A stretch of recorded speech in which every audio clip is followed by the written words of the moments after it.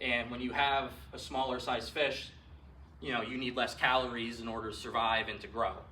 So as you're eating those Gomaris, it takes effort. It takes an equal amount of effort to eat each one of those calories.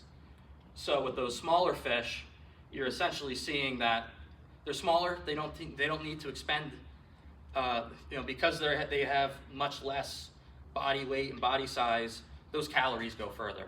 So therefore, their relative weights are higher. As you get into the quality size fish, which is by far the most abundant size class in Round Valley, those fish that are 19 to 25 inches, those are the ones that have taken the heaviest hit.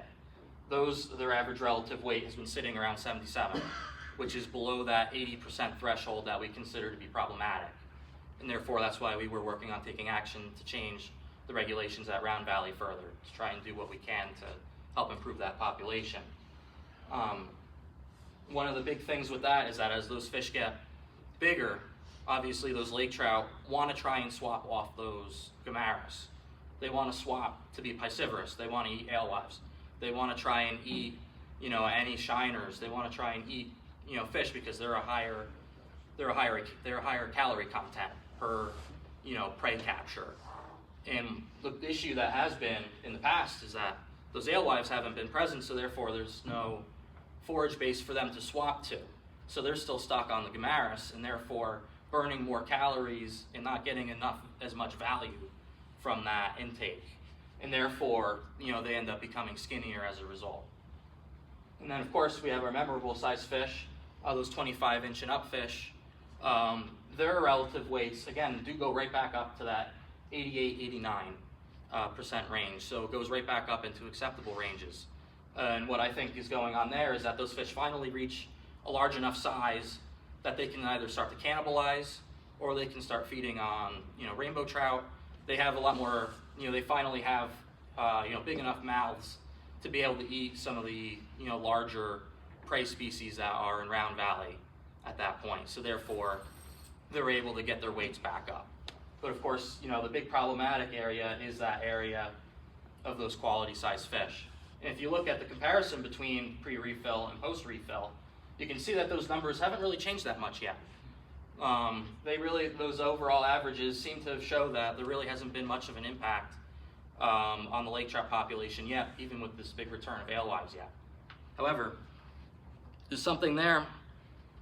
It's a little bit hard to see, but there's some things that those averages just can't quite tell you. These two graphs here are on the y-axis going up and down are the relative weights of all the fish, and then going from left to right on the bottom is increasing size of fish. You can see I put lines there for the 15 and 24-inch size ranges for what the slot size is. And you can see in the dead center of those slots where the majority of our fish are, if you look on the left side there, you can see that before the refill of Round Valley Reservoir, there was a very sharp decline in relative weight as you continue to grow up in size and approach that 24-inch size range. You can see that it drops really hard from there. And then once you reach over 24 inches, those fish end up getting big enough to find other prey, and they end up being generally back up into their acceptable ranges. If you look in 2024, while you still see that black trend line trending downward at about the same rate and the same size there, you can see that precipitous decline there at the very left side of the 24-inch size range there is starting to lift. We're not seeing the dead low fish that are like those outliers at the very bottom of the 2022 graph there, where we had a relative weight of, that looks like that says about 50. We had a relative weight of about 60 there. Those outlier fish seem to be disappearing from our sampling, and suggests that the severity of that issue is starting to lift, and that there seems to be some hope that those fish are starting to swap over to alewives, that they're starting to get a little bit more caloric intake, and that those weights are starting to lift, even though our overall averages seem to be sitting about steady right now.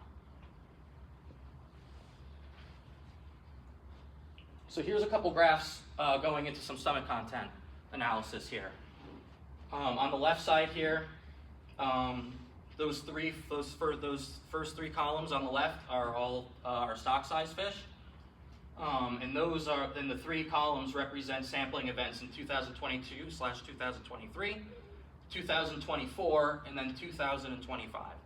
And then on the right, the three columns there are for our quality size fish.